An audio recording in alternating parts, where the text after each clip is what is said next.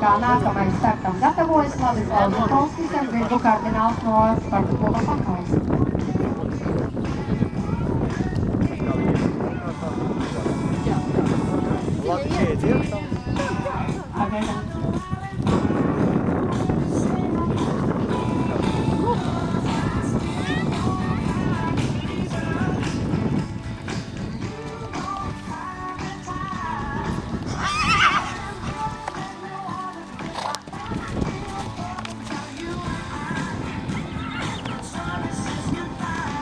Piektais šķērslis 0, pirmie 5 šķērsli 0, sestais šķērslis 0,